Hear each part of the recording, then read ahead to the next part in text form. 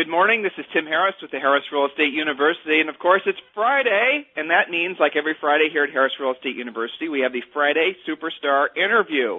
Well, what is the Friday Superstar Interview? And this is for those of you who have not listened to one of these interviews before.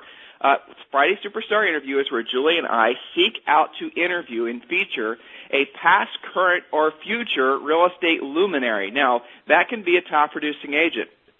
That can be an author. That can be, frankly, anybody and hopefully everybody we think will have something to contribute to your real estate business. Julie, please mute your phone. So here's what the point of doing this every Friday is, guys, is to give you the best information that's possibly available and expose you to the new kinds of thinking that this market requires. Now, it's sort of interesting. When Julie and I first started doing interviews back in, full-time, I guess when we started really churning these out back in 06, 07, the people we'd interview would be completely different than the people we'd be interviewing now. Like back then, we'd be talking with people that have teams, and we're specializing in luxury homes and specializing in all these different types of things that people thought about back in the boom, which frankly will probably never return to the real estate industry again. Nowadays, what makes a superstar? It's somebody who's willing to embrace what this market has to offer, someone who's willing to take the challenge of learning the skills that this new market requires, and then building an enormous real estate business around that. Notice, Michelle, I said building. I didn't say built. Right. I've given you some time. Now, those of you who listen to these superstar interviews faithfully will know that we interviewed Michelle's husband not so long ago. And now, frankly, I wanted to feature Michelle as well because Michelle is such an integral part of their team, and what she offers to not only their team but also to the real estate industry in terms of her expertise and her opinions on short sales, I think you'll find are pretty without match. So without any further delay, I want to welcome to today's Superstar interview Michele McClintock. So, Michelle, welcome. Thank you. Glad to be here again. Do you have us on speakerphone, Michelle? I do. Okay, that's where the echo is happening. Can you take us off speakerphone? Okay. Okay, that's much better. All right, good. That was driving me nuts. All right, good. Sorry. So where do you sell real estate? Let them know where you and Joel sell real estate. We are in the Palm Beach County, Florida area. We basically cover all the way down, I guess southeast Florida is the best answer to that question. Okay, good. Yeah, we have a ton of clients down there. As you know, you run into them quite often, Yep. I know. So let's talk a little bit about West Palm Beach, right? I mean, I know Rodney Forbes is down there. He's a great agent. Let's talk about specifically what is going on in that marketplace, just so we can kind of set the stage so people won't be thinking in the back of their heads, well, her market's not as bad as ours, right? Tell them what's going on. We've got an overabundance, to say the least, of condos and properties that many investors and people, because of the love of the Sunshine State, certainly have, it's just overgrown. I mean, it's the easiest way to put it. And we've just, the abundance of vacant properties or properties that people, have bought and need to sell is just staggering. I mean, our inventory, I think, is about 18 months or more, and just, I don't know. I mean, it's a never-ending battle here. I mean, we just end up with more and more properties on the market. Well, so it's interesting the words you use. I mean, you said battle, right? Yes. Do you feel like it's a battle for you and Joel? Is it a battle? Is there conflict? Does it really feel like a battle? A great battle, actually. A battle that we're winning. I mean, so, it's interesting. The agents that are being really successful in this marketplace, you almost want to hide your light in the barrel because you kind of feel guilty about the fact that you're doing so well and making so much money in this market because of this market. I mean, that's kind of an interesting conflict, isn't it? Right. But the fact is that you're providing, and you know this, you're providing such a great service to these homeowners that are in distress. You're giving them, as the government is, I think, saying quite nicely, a graceful exit when it comes to doing a short sale. Can you share with the listeners a story just to kind of encapsulate what I just said that shows maybe people that are on the fence about learning how to do short sales, maybe tell them what it means to a homeowner, a distressed homeowner, to give them a graceful exit versus, the old-fashioned sheriff pounding on your door telling you to get out?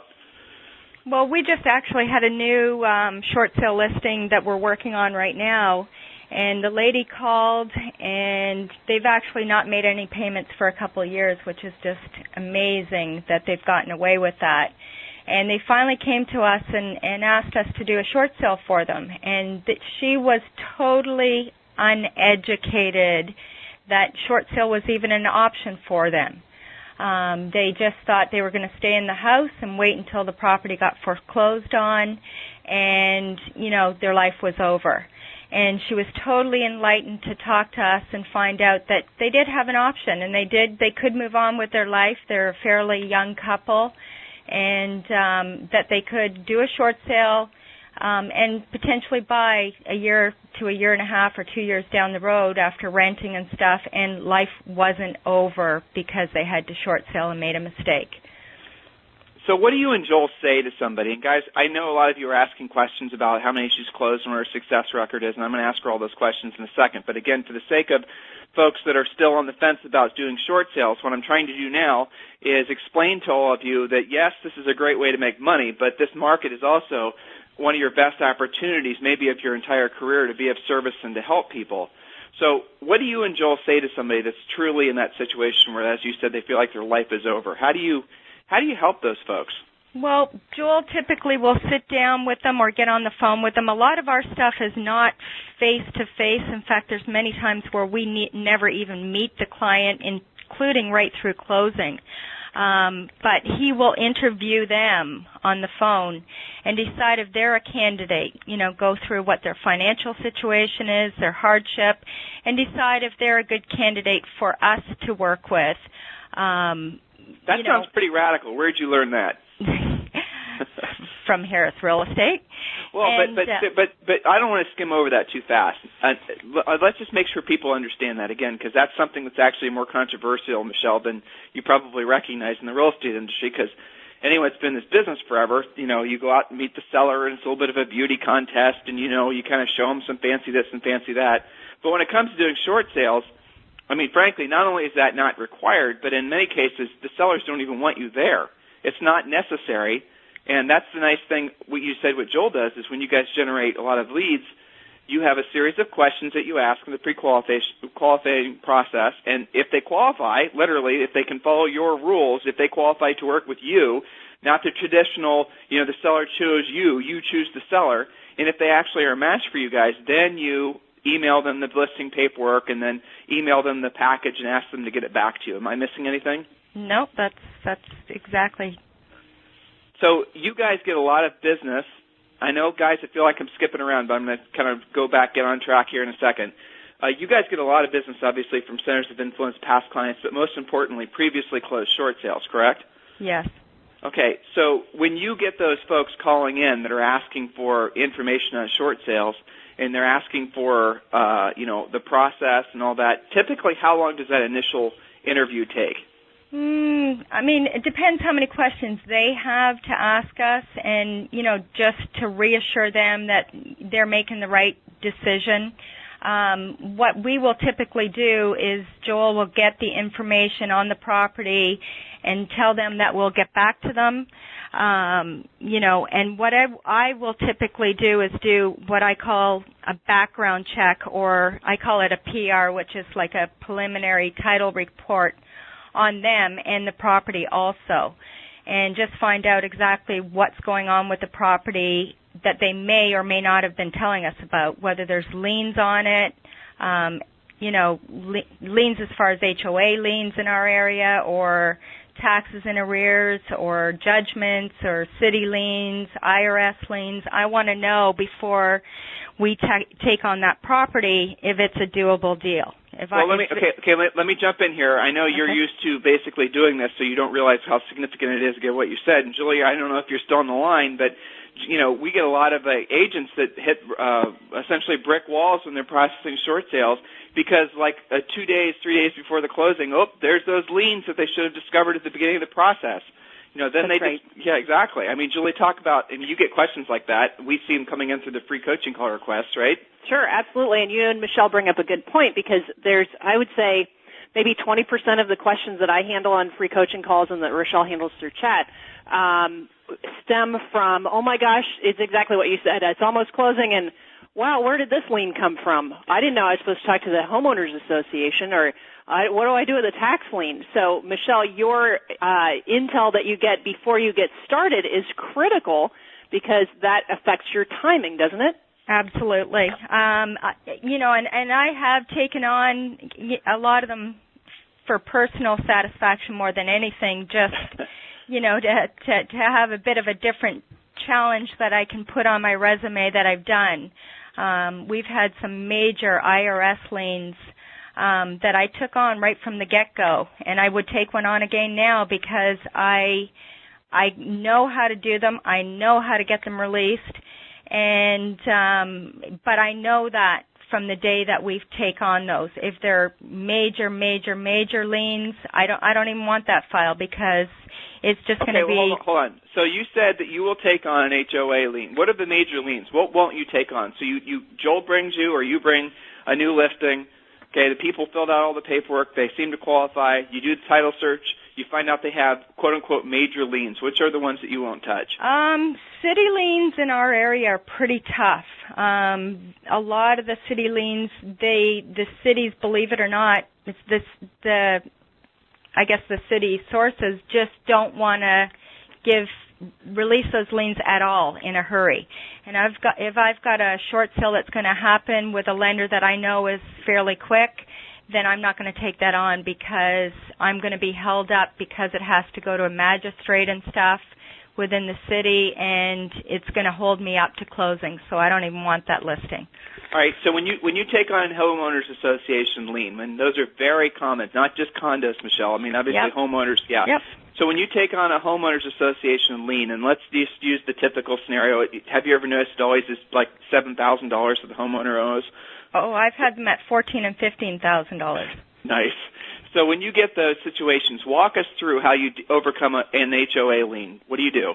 Well, actually, to some extent, I rely very heavily on my title company. They're pulling that. They're getting estoppels for me on the big ones like that so that I can start working with them, or one of my title ladies can start working with them. What's an estoppel? An estoppel is just a snapshot of what is owed to that association.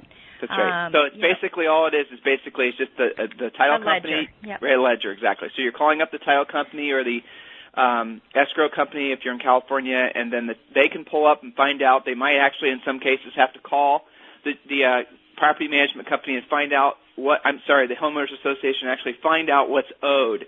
Okay, and then she gets the actual number. Go ahead. And then if I think it's an amount that I can put on the HUD one and it'll get accepted with different lenders, then, quite often it'll roll right through and we don't have to look for a reduction with the homeowners association. Okay, so let me just break it out. So some cases that basically you can put the negative, the money that's owed on the HUD one that you turn in with your short sale package. And how do you know whether or not the lender's going to cover it? Is there a certain amount or certain lenders? How do you know? Certain lenders, for sure. Bank of America is getting tougher with that. They're a lot of times cutting the HOA outstanding fees right down to 6 months, because if they get foreclosed on or if Bank of America was to foreclose on them, they will only pay out 6 months. Okay, so stop. Because you know your local state laws and maybe even city laws, so I suspect this is a Florida law. Michele knows that in a foreclosure that the homeowners association will only get up to 6 months. Is that what you're saying? Yes. Okay. And so Bank of America is saying, well, why the heck should we pay you any more than that? And that's all you're going to get if it goes to foreclosure anyway. And so that's what she's finding out. So, again, your state, your city might be different. So that's just the process you have to go through. So let's jump forward. If the lender won't cover either all or part of the HOA, then what? Well, a lot of times when Joel's doing the interviewing and we decide to take on their listing or their short sale, Joel will also mention to them that they may have to come to the table at closing with funds in order to get the transaction done. So, they could have a judgment, a full deficiency judgment if it forecloses, or would they, be willing to come to the table to do the short sale and have that all behind them for $500 or $600 or a couple of $1,000. And believe me, these people for the most part are willing to go, to family, friends, whoever they have to, if they have to come to the table with a couple $1,000 to get an HOA to go away. Have you ever had an HOA agree to payments? Nope, we have not. Okay. So, but also, we, in the meantime, what I also will do is I will go back to the HOA in the meantime if we run into that along the way when we're, making changes on the HUD with the negotiator. Quite often what I'll do is I'll start negotiating directly with the attorney, because most of the times it's with an attorney at that point. And you mean that the agent is being represented by an attorney? Right. Yep. And start negotiating with the attorney to potentially get them as much money, typically more than 6 months, to get the deal done. And a lot of them will lower them. Okay, gotcha. All right, now, so let's go back to where we started, just to put this into perspective, guys. Here's the reason I wanted to take this in a kind of an odd direction at the start. So, Michele, when did you do your first short sale? Probably 3 years ago. Okay, and how many have you closed since then? Well over 100. Okay, so you've closed well over 100 now. Of every short sale, either you or Joel, obviously Joel listed it, but for every short sale file that's landed on your desk, how many have you closed? Like, how many have you had fallout? Have you had any fallout? Only ever one. Okay, so of all the short sales that you've done since the beginning, the files that have hit your desk, and Michele, I could just feel the skeptics out there, but I'm just going to let them be skeptical. But I do have a good question for you. You know a lot of agents. Agents come to you for advice on how to get their short sales closed. You deal with listings that were expired with other realtors that Joel ends up listing that you then have to process. So you know what's going on out there. Why is it that your success record, being relatively new at this, of course at this point you're a veteran, but why is it your success record of closing short sales is so much better than the average agent? What makes you so good? Well, my philosophy is a file never closes. A short sale is always doable. The bank wants to get rid of it, the homeowner wants to get rid of it, and I need to get rid of it out of my inventory. So, there's always different ways. I escalate, I go around, above. It just never closes. You've got to have the attitude that you're going to work the file, whatever angle it takes to do the transaction. Julie, I think when you heard Michele say that, you probably instantly thought, man, I want Michele to be one of my graduate coaching students, didn't you? I know. Transfer her right over. I love your stick-to-itiveness. Yeah. I love that. But very tenacious. But Julie, the reason I wanted you to co-host this call with me is because you deal, and it's almost like Kim and Chris should be on here as well. Really, the essence of why it is that someone is more successful than another person, especially, honestly, when it comes to any aspect of it, is the tenaciousness. Here's a little fun fact about Michele. Michele, you were almost an Olympic athlete, weren't you? Yes. Now, granted, that was in Canada, and I'm sure the standards were much lower, but still. Don't pick on Michele. She has to deal with short sales all day long. There you go. No, I'll punch him for you. There you go. Not that far away. But seriously, you learned as a kid, Michele, you were programmed to basically think that you don't stop.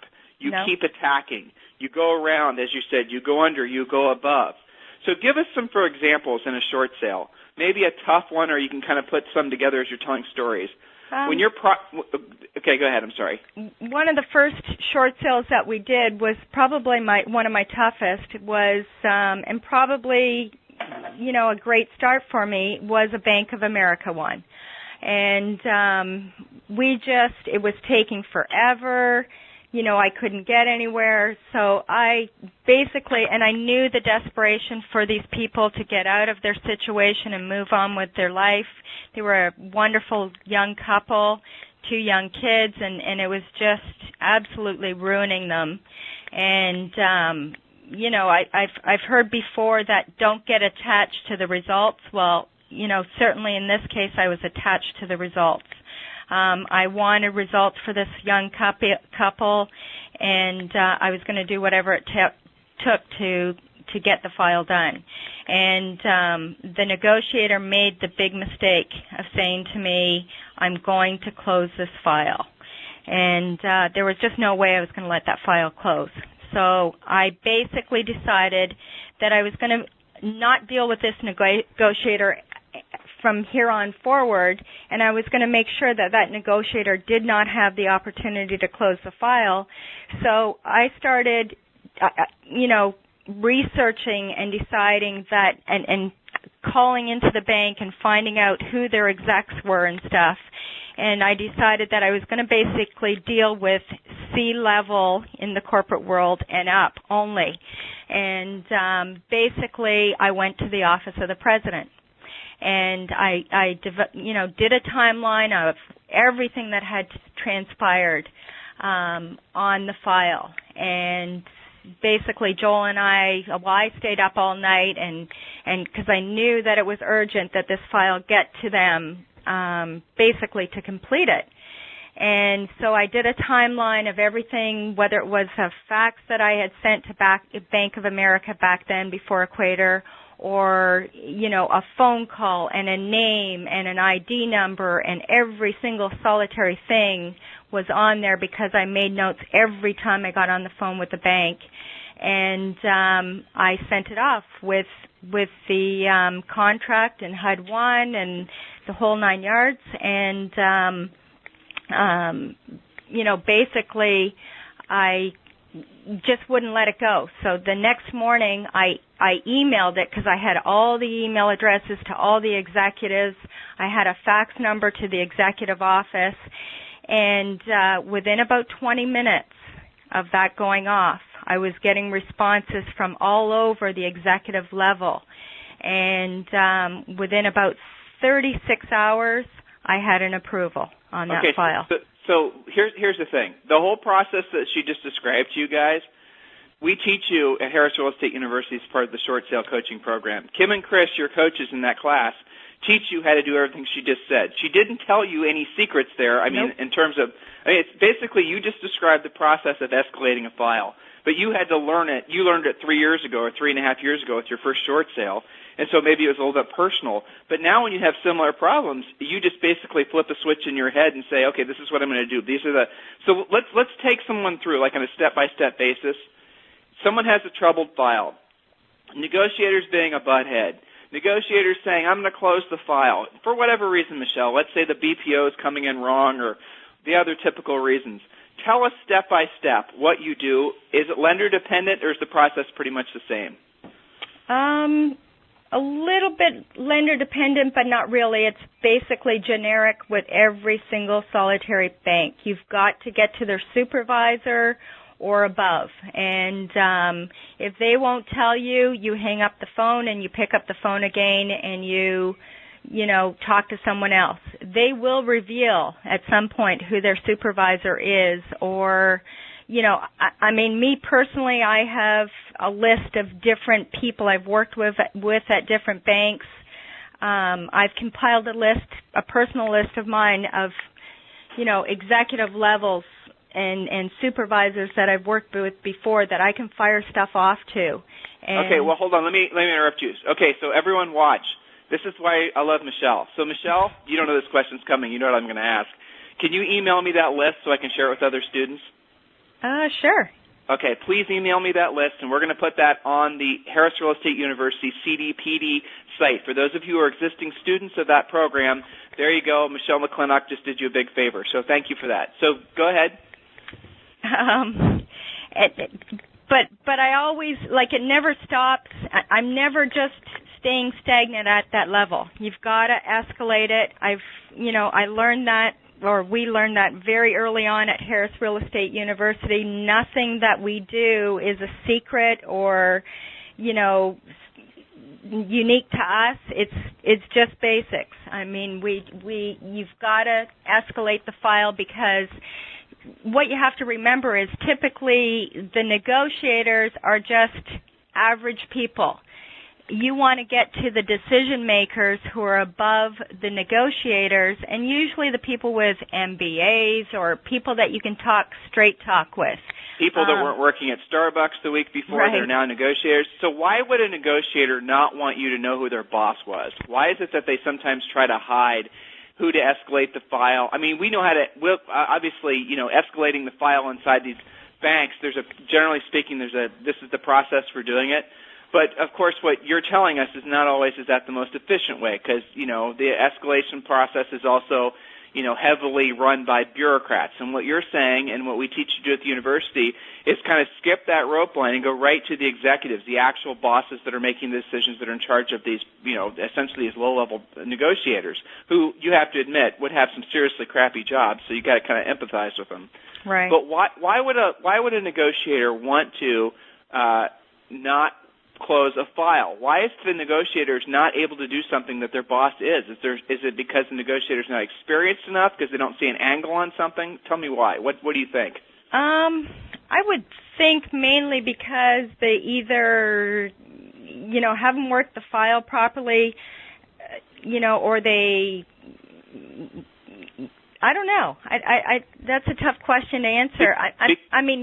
They get paid, Michelle. We right. know, because they tell us. Yeah. They get paid based on closed files. Right. They get paid bonuses and stuff. But also what I typically do in the scenario, if I'm emailing, if that's my correspondence with that negotiator, I will copy that negotiator that I've escalated whatever my communication is to the upper management, and I will instantly get an email back from that negotiator that they did not appreciate me escalating the file, because they are going to get their hands slapped. And usually it gets pulled out from under them, and they don't get their bonuses. And it's a black mark on their record or their little chart of what they did that month. Well, so Michelle, let me kind of just to really make this point clear. Sometimes, guys, you're just going to get a butthead negotiator. They're having a bad day, they're having a bad week, or let's be honest, sometimes you just had a really bad approach to them and they just don't like you. So, and when that happens, sometimes they're not necessarily going to be as agreeable and frankly as negotiable as they normally would. These negotiators, they have to close a certain number of files every month. But if your file is incomplete, if there's missing paperwork, if the numbers don't make sense, or if you were a jerk, they are, frankly, not going to want to work with you, or they're not going to work very hard on your file if they've got easier, nicer, frankly, agents to work with and easier files to close. Remember, they have to close. They're like car salesmen. They have to do a certain volume every month, and they get paid bonused on that. So you guys got to be thinking here. Some of you bring a lot of drama to your short sales. Well, Tim, let me jump in here, because I was just thinking to myself, the difference that I see between Michelle versus some of our students that are having some struggles and challenges with this. And, I understand if it's your first or second deal, you're going to feel a little dramatic about it. That's normal. But the difference that I see, Michelle, when you run into a conflict or a challenge on this, I don't see you coming unglued, wigging out, melting down, doing nothing. There's still too many calls that we get where the second a negotiator comes back with something that's not instantly acceptable, the agent just sort of shuts down. It's almost like they forget it's still negotiating. Some of our students make short sales so different in their minds from normal negotiating that it's almost like they hit a mental wall. Does that make sense to you guys? Absolutely. I mean, the thing people have to remember is you have to think creatively. I mean, if a negotiator comes back with something that I didn't expect, I didn't like, just be creative. How can I get around this? How can I get above this? The answer is not to give up. Right. Be persistent. Yeah. Well, in some cases, let's be honest, the negotiator, and we're going to talk about the IRS liens here in a second. And so with regards to your specific situations when you have these problems with negotiators, just to be very clear, what you're saying, if I'm hearing you correctly, is right out of the gates, you are sending emails. So you've gotten their email. That's something that you do right away. When you get a negotiator assigned, you get their email every time, right? Absolutely. Okay, so when you get a negotiator assigned, generally speaking, you also know ahead of time, and guys, we're going to give you this list too, Kim and Chris, if you're listening, make sure we get this on the site right away, right? So you're also going to send an email, and it's not a BCC, it's not blind. They can see it, the negotiator can see it, that you're CCing to their boss every single time. Now, do you do that every single time, or only if the negotiator starts to be a pain? Typically only if they start being a pain. Sometimes I will, if I've had communication for whatever reason at any point with a supervisor, I will, also put their names in the email address line. I never blind copy of anyone because I want that person to be totally exposed to whatever I'm doing. Okay, so where do you find sometimes when you're running into these issues with these negotiators, where do you find that they, where the boss will preempt them, where the boss will say, listen, this is how it's going to happen? Where have you found, are there typical points that maybe a negotiator, it's kind of a weird question to ask, but where have you found, like, for example, that when you're going through the process of negotiating a short sale, where negotiators will sometimes hold the process up, but according to the bank's own policies or according to how short sales go, there shouldn't be a holdup at that point where you bring in the supervisor. Are there any pressure points that you typically see? Probably, never lower on the submission part of it, typically, because my package go in complete, so that's never an issue for me. I probably see it typically when the BPOs are, expected to come in. If they don't come in, at the right amount, if they've gone out to a MI company and, there's an issue there where they're coming back with a promissory note potentially, or just lengths of time that I find that stuff is out with MI companies is where I'm seeing it most of all now. We're going to talk about private mortgage insurance companies in a second. I was just talking to the National Association of Realtors about that yesterday, so this will be a good tie-in. All right, so you're basically saying when you see that the negotiator might cut, what happens if there's a conflict about the price? What do you do if all of a sudden they come back and they're basically telling you a price that honestly is not a reflection of the market, just a crazy BPO? What do you do? I will escalate it or I'll request that they do another BPO or an appraisal, and then I will send them and their supervisor. I'll have Joel pull comps and stuff on the property, which he basically does his BPO, a BPO also, and see, if there's a dramatic difference and why there's a dramatic difference. I quite often will trick the negotiator into, I'll ask them what their notes say, and they'll start reading off the notes, and quite often will blurt out what their BPO value was. So for them to say, no, I don't know what the BPO came in at, or I can't tell you, I'll ask them to read the notes.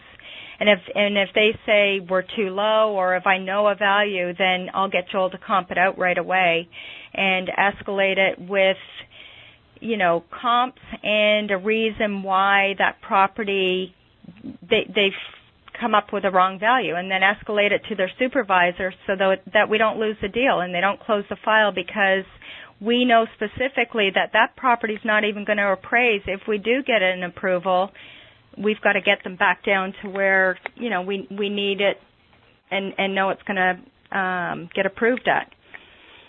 Good. That makes perfect sense. So lead generators, what are the best? These are just questions that are coming in. Then we're going to get to the IRS tax liens. I'm going to talk with you about a lot of the other details.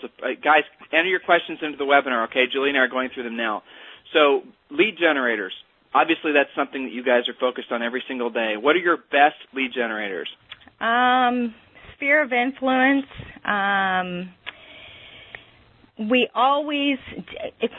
of my emails when I'm sending them out, if it's someone we haven't, talked to for a while, or closed their short sale transaction and they're getting back to me for different reasons after, if they want to rent, if they're looking at buying a house now or whatever, I will always ask for their business. At the bottom of the email, if you know of anybody in a situation that needs to do a short sale, please have them contact us. Joel and I both go to the gym, so, anytime I'm at the gym or Joel's at the gym, always let everybody know that we're in real estate and we specialize in short sales. Do you know of anybody that needs to do a short sale? If I go to get my hair done, I will, the girl at my hairdresser had to do a short sale. So, I'm always asking for their business, and usually they're talking within, the hair salon about the real estate. As soon as I walk in, everybody wants to know, what's going on in the real estate world. So it always leads to someone in the hair salon, whether they're a client or somebody that works in there, that will ask for Joel's card that they can pass on to someone that needs to do a short sale. Well, but what I'm hearing you say is that, and this is true, guys, all over the country, that there are abundance of short sale listing opportunities. So unless you guys have been not reading the blog for the past couple of weeks, I've been focusing specifically on the big question we get all the time at the university: where the heck are the REOs? So in doing that homework to find specific information out, not just opinions, guys have been calling banks, I've been really wringing out my Rolodex to find the exact information I can for you. And I found some numbers out that I want to reinforce what Michele just said. Okay, so number one, this is an amazing statistic. So write this down, remember it, go to the blog, timandjulieharris.com after this call, and you guys can get the actual information if you want to talk about it on your own blogs or what have you.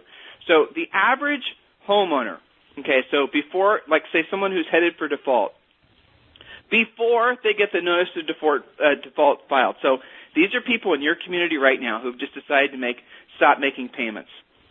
The average time it takes for the bank to actually file the notice of default now is over 400 days. Okay, that is a staggering number. You're probably not hearing that anywhere else, but my staggering numbers get better. Well, worse depending on your perspective. But over 400 days. Now, the amount of time, okay, so let's say that means someone stays in their house for well over a year, and then they have the notice of default filed, and then what happens? How long does it take for the actual foreclosure to take place, guys?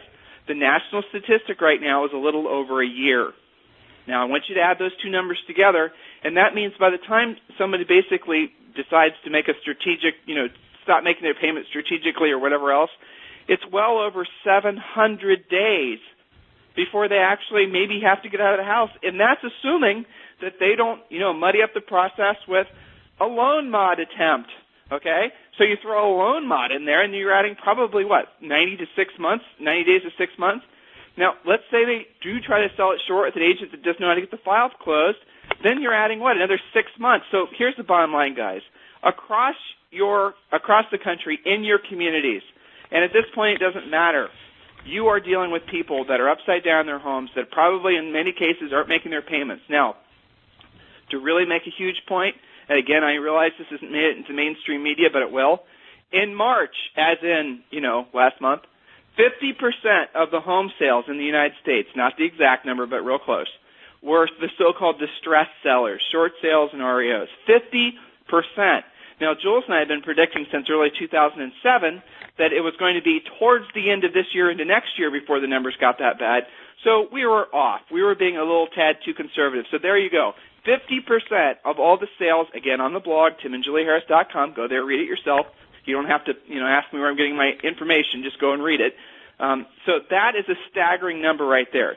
Why am I telling you this? Again, to reinforce the fact that, Michelle's not spending a lot of money doing lead generation. Michelle's not really, frankly, it's not difficult finding upside-down homeowners. They are everywhere. There are millions of upside-down homeowners.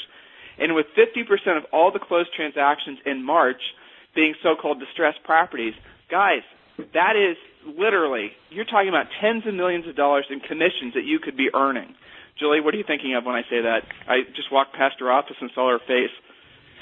Well, I mean, if there was ever a time where people need you, that would be now. I always kind of get a little irritated with agents that kind of act like they really missed the boom and how much fun that was when, a seller could throw a sign out in the yard and say, why do I need you? And if I do hire you, I'm paying you 1%.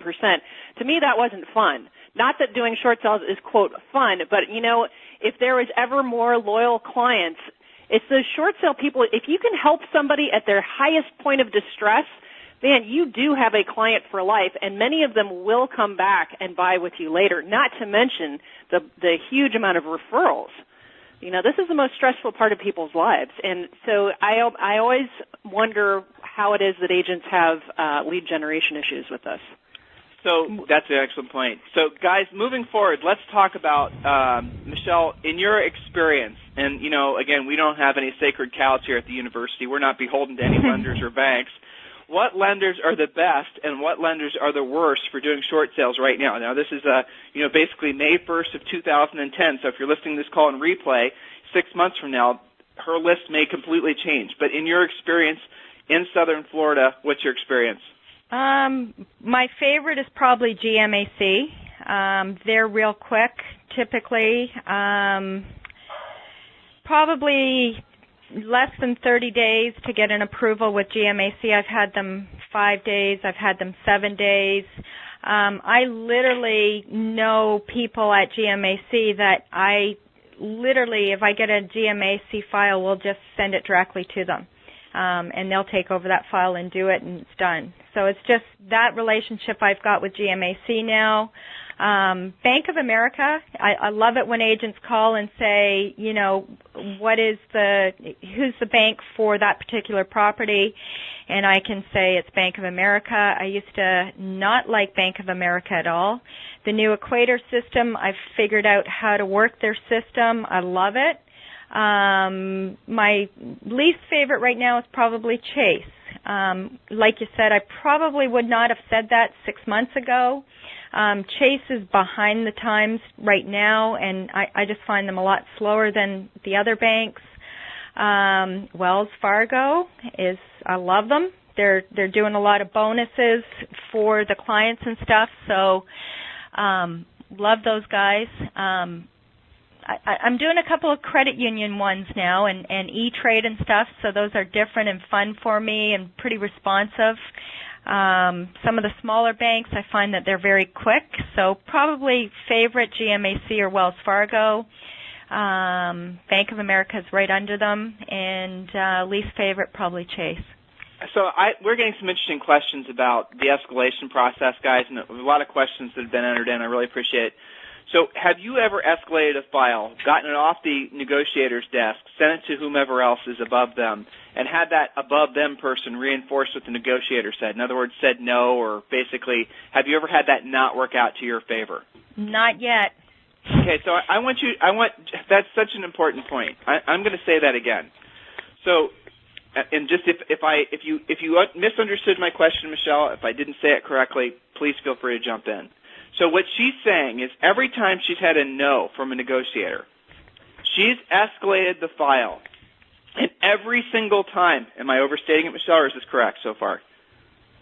Say that again, sorry? Every single time the boss of the negotiator has approved whatever it was that the low-level negotiator was hung up about. Because you went over their head and explain your situation, and that negotiator and that negotiator's supervisor actually listened, you were able to get that file closed. You've never had one where the supervisor, when you've escalated it, has basically said, well, forget it, the negotiator said what our policy is and that's it. You've never had that happen? Never had that happen, but I always wait. It's not like I put a file in and then escalate it, 10 days after I've submitted the file.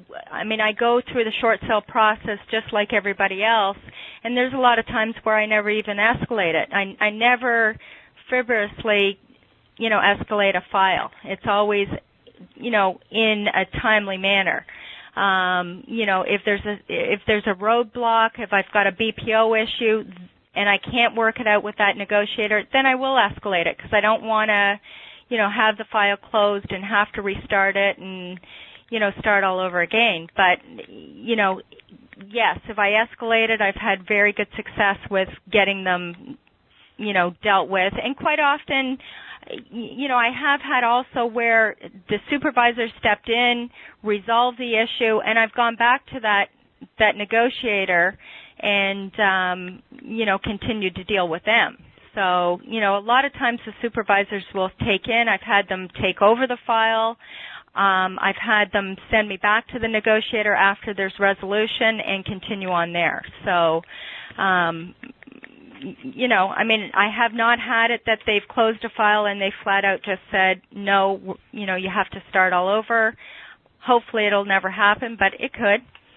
So turning the paperwork in on time, knowing how the paperwork has to look, following up, how often are you calling and following up? Give us a typical day. How many files are you managing right now?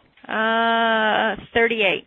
Okay, so 38 short sales pending. So of the 38 short sales pending, give us an idea of what your day is like. When do you have a calendar that tells you when to call and follow up? Tell us what you're typically doing on a file. With 38 under management, that's a lot of details. I typically, I don't know, I probably call 10 files a day.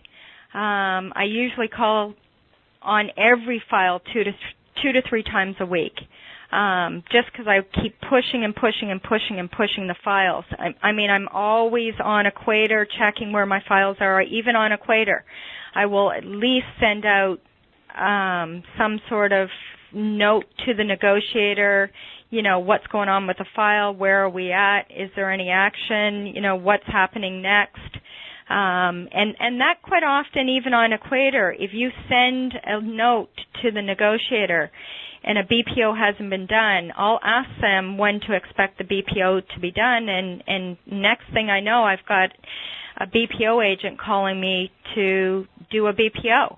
So, you don't, if you wait for their timelines, you will be waiting, and that's where agents say to me, well, I can't get anything, my file to move. Well, how often are you calling on your file? You need to be calling a couple times a week. You need to be, getting updates and pushing. If you're not pushing your file, somebody else is pushing ahead of you. It's like, being in line at school. You got somebody that's butting in front. Well, that's a leader. That's not a follower. I don't follow behind. I'm pushing ahead. I want to be at the front of the line. So, non-responsive lenders, I mean, that was a question that we had. I was reading the webinar. Non-responsive lenders, you're saying it's not necessarily a non-responsive lender. It's a non-action-taking agent that's causing the problem. That's what I'm hearing you say. I have an example of a perfect example. We did, Joel had a buyer with another agent, and we put our short sale contract in with them 2 weeks before she put one in with us. And I went and met their lawyer and title office girls that were going to be doing the short sales, because this was a personal friend of ours, and I wanted to make sure it was done right. And the agent said, oh, our short sale team's just amazing, and they get results, and we this and that. Well, she came to us 2 weeks later with a contract on one of our files, and she said, I hope that I have as good a success as you'll have with our short sale team. Anyway, exact same lenders, a first and second, on both files. I put mine in 2 weeks after she did. We have closed on that file in about 32 days, and that's from the day I submitted it to closing. And we're still waiting for a negotiator on their file. So the difference being, it's not any sort of like secret handshake, or you don't have some sort of bat email to somebody. Nope. You basically are just following up every single day on every single file. You call 2 to 3 times a week, and you just follow up. Go ahead, Julie. I can tell you have a question. I can hear you. Well, again, this gets back to if you were dealing with a normal deal and the agent wasn't responding to you, would you wait a week to ask him what in the world is going on? Absolutely not. I mean, I don't know why agents have this. It's almost a fear of the negotiator, fear of the bank. Yeah, it's a little bit different than what you normally deal with, but this is the world we live in. The clients of your future are lenders. That's how it is. So, Tim, I just wanted to point out that everything we're talking about with Michele today is posted on the Harris Real Estate University short sale site. Those of you who are working on your CDPD designation with us through the short sale class, you will find a document, for example, called Escalating the File. I've already got emails coming in from this call saying, how do I do, Michelle's talking about escalating a file. We give you specific instructions. So if you're already in the class, remember, all of this is posted. Michele was referring back to the fact that she never has a problem when she submits a file because her package is complete. That's posted on the short sale site. So remember, students, that all of this is at your fingertips. None of this is black magic that Michelle's, the only one that knows about. Well, like but I'm sorry. And quite honestly, I don't want it to be, it certainly is not just that I know about, the only one that knows it. I don't want to be the only one that knows about it. I believe that there should be a standard that everybody follows front to back from submission to end, and everybody should know about it. There should be one way. And honestly, if you refer to the website, that is the way it should be done. That is the way that it works, so use it. Well, so let's share with them, if you don't mind, Michele, let's share with them the little flaw in Equator that you discovered with regards to Bank of America.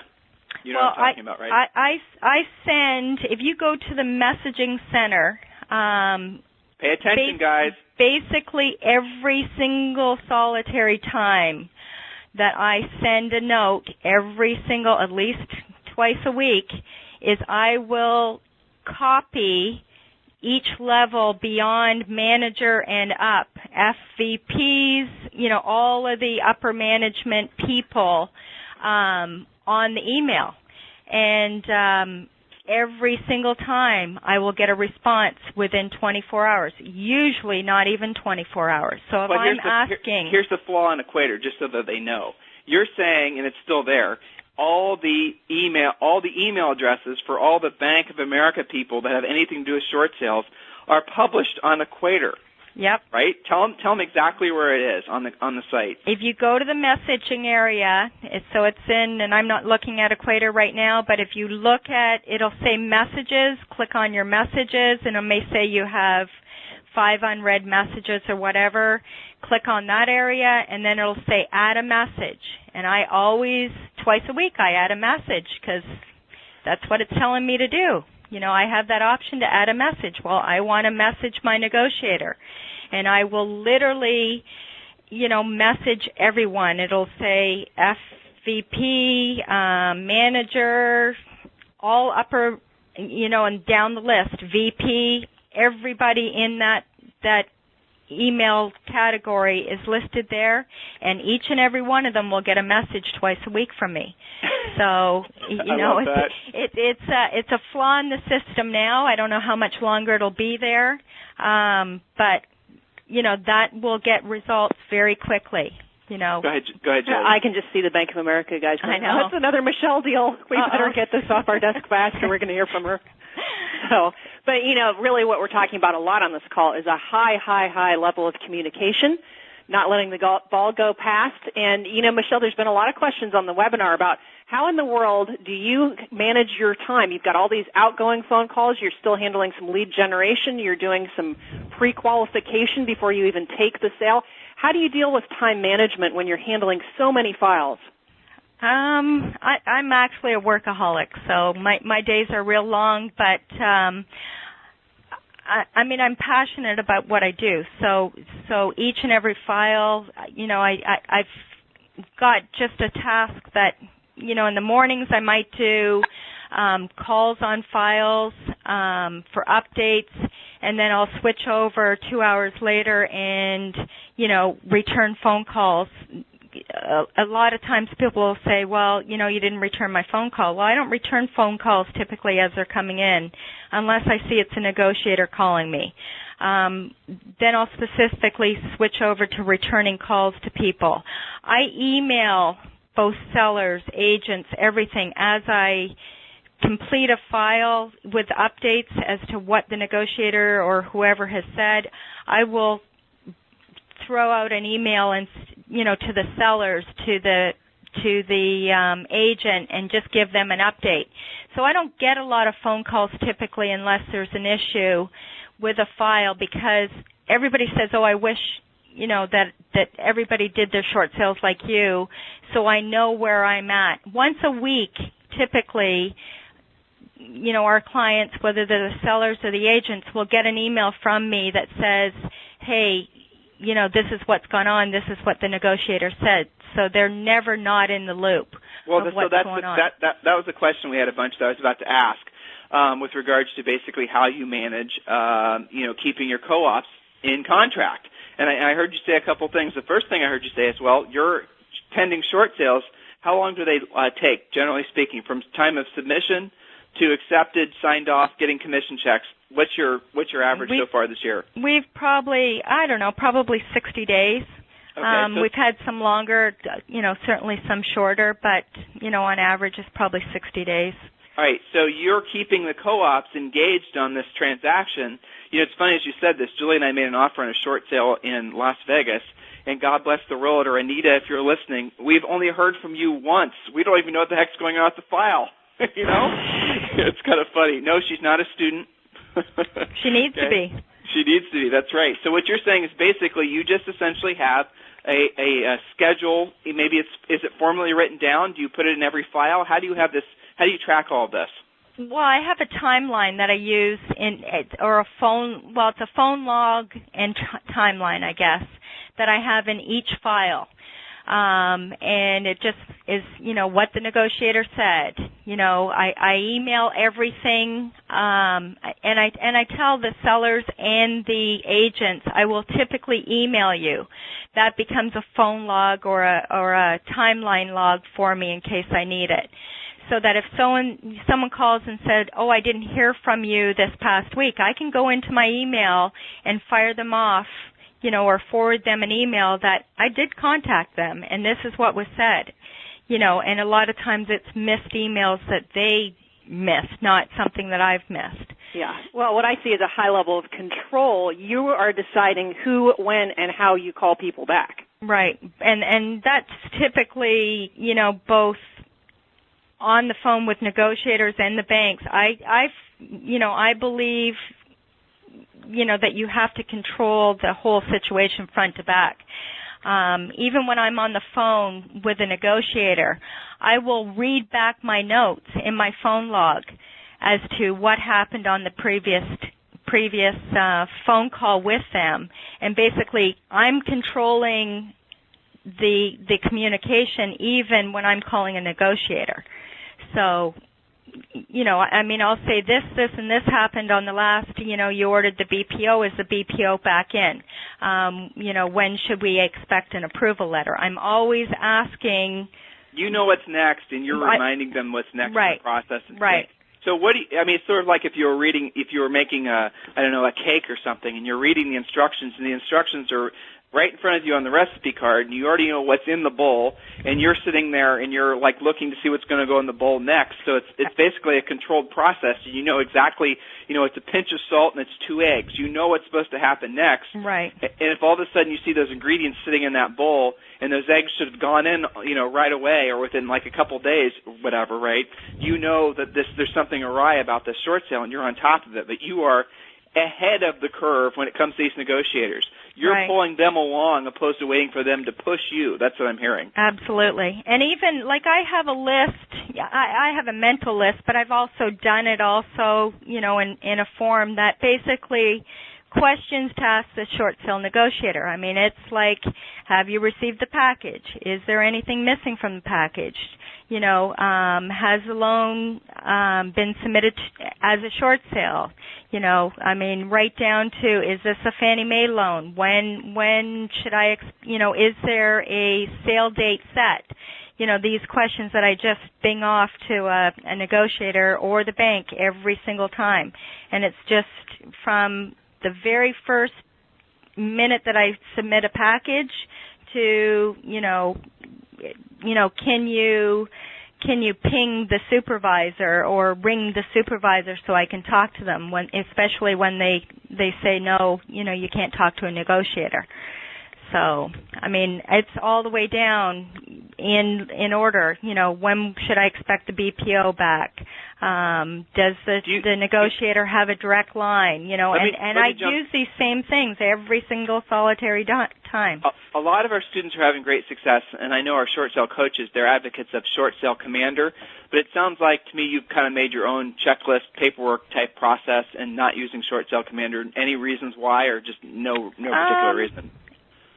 I probably should be using Short Sale Commander because it would get me out of the office more than anything. I could be a lot more mobile, but that's right. I guess it's just taking the time to switch over to something like Short Sale Commander. I've heard it's a fabulous program, and we really should be on it. So, existing Harris Real Estate University students, if you're interested in learning about Short Sale Commander, as you hopefully know, they do have a special deal for our students money-wise. So email me directly, tim@harrisrealestateuniversity.com, and I'll have Chris put you in contact with however you go about doing that. Julie, do you have a question? Well, just to clarify, what Short Sale Commander is essentially top producer for short sales. Yeah, that's just it. In case people are wondering what it is. Right. Okay, good. So now let's get to some of these sticky questions. IRS tax liens. How do you get those dogs removed? We actually have an attorney that I got hooked up with, or an attorney CPA, actually, and he used to work for the IRS. So he's one of my favorite people when I get one of those. I've had one humongous one, actually, a bit of a wild story, that we had done our due diligence as far as, doing a preliminary title search and stuff, and we had the IRS lien slapped on in the gap just before we were in closing. And we actually got to the closing table the first time, and the IRS said, "You're not going to close." And well, this was an upside-down house where there's no equity, so who knows? They were like leaning phantom equity, right? Right. And I got a hold of this guy. He worked with me, and about 2.5 months later, so we did have a delay on this one, and it was definitely a learning curve for me, and never had a problem since. But we had the lien release and stuff.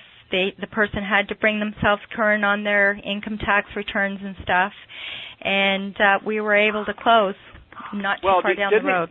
Didn't the IRS change the policy with regards to holding up, these types of sales? If the home is actually upside down, they'll actually release liens. Isn't there was a change with that? Yes, they have. Yeah. So when you run across that, what's the process?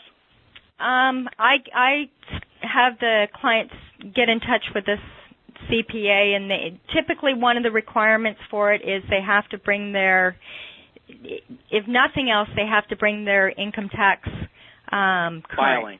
Yeah, filing. Yeah, not filing. necessarily the money they owe. No, not at all. Yeah. The files have to be brought current. Right. So it turns out you do have to file your taxes in the United States. Yes. And if you don't, they take it kind of seriously. And she's basically what she's done, and all of you should do the same thing, is she essentially, when she runs into those situations, is she essentially sends those folks to somebody she has confidence in that can walk those folks through how to get the lien released. And the IRS does have a very specific policy that they knew that they were the fly in the ointment. Now, this isn't the problem that it was 2 or 3 years ago, but now there's a rather streamlined process for getting liens released on upside-down properties like this so that they can be sold short sales. So there is something about that. Any other thoughts come to mind as I was talking, Michelle, with regards to that topic? The second one that we did was straightforward because, as soon as I noticed there was an IRS lien, we talked to them. They wanted to go forward with the short sale, and I just had them get into contact with this guy and deal with it right away. They're not a big obstacle. You're definitely going to have to get yourself aligned with somebody that can help you get through that. It's not something you can do yourself, so you have to definitely have a source for IRS liens, an accountant that can do that. So those are, not fun by any means, but they're still doable deals. So, what isn't doable? What isn't doable? When you say, obviously you have a lot of opportunities to help a lot of homeowners with their short sales. What isn't doable? I would say more or less, when Joel talks to them, if they are not willing to potentially sign a promissory note. But let's stop right there because you mentioned that before. HAFA, right? Have you had any HAFA short sales close yet? I've had one. Okay. Now, with HAFA, and this is where this whole thing gets muddied, and this is the reason I was talking with our friend at the National Association of Realtors, Jeff Lischler, about this. HAFA, no promissory note, assuming that it's not a Fannie or Freddie loan. There's no payback of any sort. There's no deficiency judgment, nothing. But you're saying so far in your doing of this, you've only had one HAFA closing so far, and the other lenders, even though they're signed on to HAFA, they're still trying to pursue deficiency judgments, or is it just kind of hit and miss? I'm not seeing that so much right now. I don't think I have any that have promissory notes right now that are pending to close at all.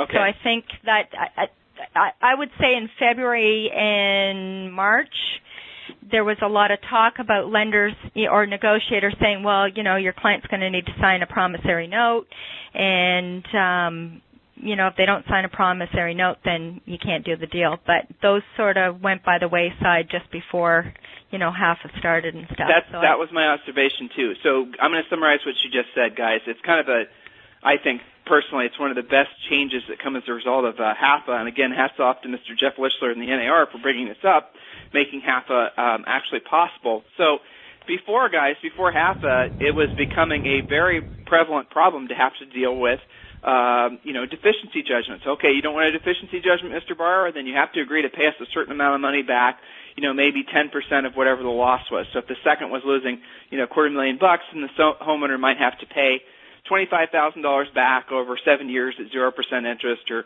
come up with some sort of cash settlement at closing, that sort of thing.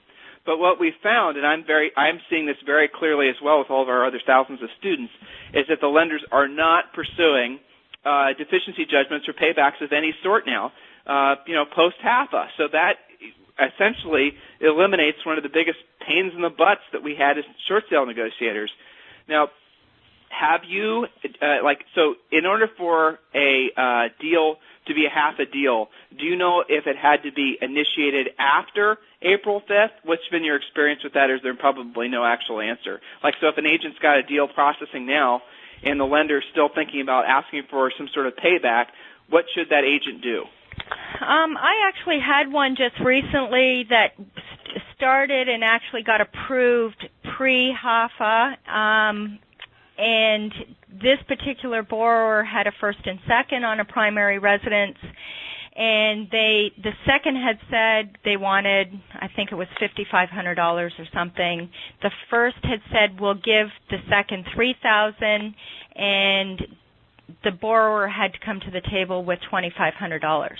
Well, what I did just after April 6th is I went back to the first lien holder and said, hey, I need to give you an updated HUD that's going to reflect that the borrower is going to have to come to the table with $2,500, and we made it a line item that he was going to come to the table with $2,500. And as soon as I sent that over to the negotiator, he called me maybe 20 minutes later, and he said, oh, this can't happen. He said, I need you to send me an updated HUD that reflects that we are going to pay that $5,500, and we will give the second $5,500. The seller can't come to the table with any money to the second. And nice. Yeah, it was a real sweet deal. So yeah. Needless to say, that seller is my new best friend. Exactly. So guys, I'm not going to talk about HAFA on this call. If you don't know about HAFA, listen to the call that we did last week. We are honored that National Association of Realtors did a co-educational event with us. It's all over our blog, timandjulieharris.com. It's all over the net. Many of you have reposted that call. I've seen it flying everywhere. It's kind of spreading organically. Again, great informational call. If you don't know about HAFA, bottom line is HAFA is a streamlined short sale. Now, how long will it take for all the lenders to be completely up to speed with HAFA? Realistically, 4 to 6 months. I mean, that's what it's going to take. It's just the nature of the beast. PMI companies, okay, now I haven't actually quite a few questions about PMI companies. What are you seeing? Tell me about your experience with them now trying to sneak in and ask for some payback. I mean, a lot of them are trying to hold up the process because they think or know they can. They will resist. A lot of times they'll say, I've had them before say, oh, well, we want a $10,000 we've had them as high as $25,000. I want to, you're going to get a $25,000 promissory note. Those are negotiable. I mean, you can negotiate them. I've had them before where, they said, well, if the client doesn't come to sign the promissory note, then we're not doing the deal. and I'll leave it a little bit, and then I'll go back to them and say, I'm sorry, our client's not in a position to sign a promissory note. Can we have it lowered? Or can we have it eliminated? Because if we don't eliminate it and we don't do the deal, then our client is just going to go to bankruptcy, and they don't like that bankruptcy word. So a lot of times we've had them totally eliminated, or dramatically reduced. And, a promissory note, whether people like it or not, is a better alternative to foreclosure or bankruptcy, absolutely. Oh, absolutely. I mean, it's interesting. It's interesting too. There's very rarely a mechanism for these banks to actually go and start collecting on these promissory notes. Yep. But again, guys, because of HAFA, you're going to see less and less of that happening. And we're going to obviously wrap this call up. I didn't realize we went over the hour. I find the way you deliver information, Michele, to be so. This is how it's done. But I'd love to ask more questions because of all the hundreds of agents that are listening right now. I want this information to be seeping into their brains. I want them to understand that they can do this too. And frankly, let's just be honest, guys. You don't have a choice. If you're not going to be doing short sales in many of your markets, you're just going to be playing out of business. And why wouldn't you want to learn how to do this? It's not that big of a deal. Well, I mean, Michele, how many hours do you have wrapped up? Joel delivers to you an in-contract short sale. It's sitting on your desk. How many hours do you have processing your average short sale now? I wouldn't even want to guess. Some of them are real quick and some are longer. But, if you just work your files, you're going to get results. So, if you're just going to take on a short sale and, it's just another listing or, hopefully a transaction that works or doesn't work, it's like, throwing mud against the wall and hoping it sticks or doesn't stick. You got to work the files because you'll get results. I mean, this market right now for short sales is the best market. This will be our biggest year ever. And Joel was definitely in real estate during the heyday, and this is the best market you can ever imagine for realtors. So take advantage of it. Let's just share with them your numbers if that's okay with you. You've got you have 38 pending right now, and how many have you already closed this year? I don't even know. I think we're at 50, somewhere around 50, I guess. You guys will sell well over 100 homes this year. What % of those will be short sales? 90, 95. I mean, even when you get an equity seller, it's so funny, Michele, they call short sales and REOs distressed sellers. And you know what? I don't think really they're the distressed sellers because it's the homeowners that are trying to price their homes against the short sales and the REOs. I think those homeowners are feeling a little bit more distressed than the short sale homeowners who basically now, because of HAFA, I mean, literally they're even getting a check at closing, for God's sake. So maybe we need to change it to the equity sellers are now considered the distressed sellers. But anyway, that was my attempt at a joke. The funny part about that is Joel, occasionally we'll get a regular sale, and Joel he doesn't even like those. I mean, he loves the short sales listings and stuff, which sort of sounds backwards to a lot of agents, but that's what we're good at. So, that's what we, to get a regular transaction, they're just as challenging a lot of times as the short sales. So we may as well be doing what we know best. So, well, look at it this way: if you're an agent that doesn't know price reduction scripts, and you're an agent that can at least price something to sell, and if you're an agent that's not great at a commission objection, short sales are for you. Yep. You don't have to deal with any of that. Yeah. I mean, we control the whole thing front to back. We decide when they're going to reduce, if they have to reduce. For the most part, we tell them what their prices or their property is going to go on the market at, and they're very, very seldom, maybe one or two people do we ever get, any resistance from. They just want to get it done. Be honest, when you do get resistance, if they don't essentially, if Joel can't basically get them to see the way that to do things correctly, if they fight you on price, if they fight you on anything, you guys just say next. Yep. We don't want to work with them. So, and Joel makes that very clear up front. So, that's all in the, the interviewing stages. We interview them. If they're not going to work for us, we don't want to take them. So when you hear agents bellyaching about short sales, when you hear agents bellyaching about the market and talking about, how this is just all the things that we hear in the real estate industry, and right now you'd think that anyone that was in the real estate industry must just basically be insane. Otherwise, why would they be in this business? And when you hear all the doom and gloom that's happening out there, and yet you're tracking to sell well over 100 homes this year. I mean, you guys might even sell like 150 homes this year.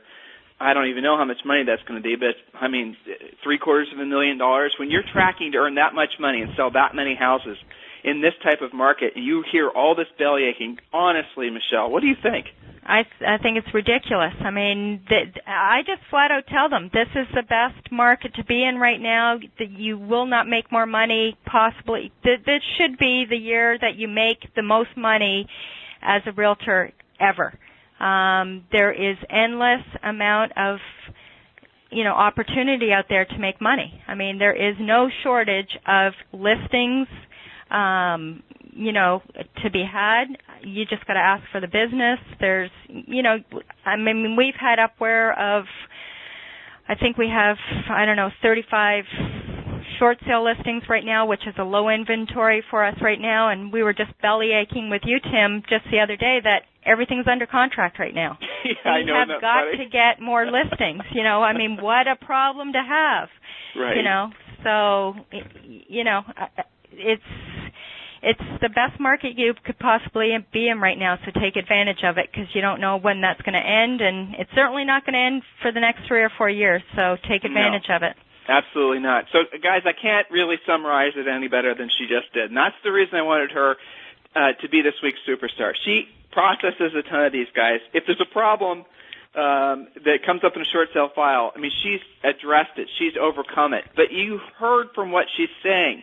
The key elements of what makes Michele McClintock so successful is that she doesn't quit. She doesn't stop. She doesn't give up.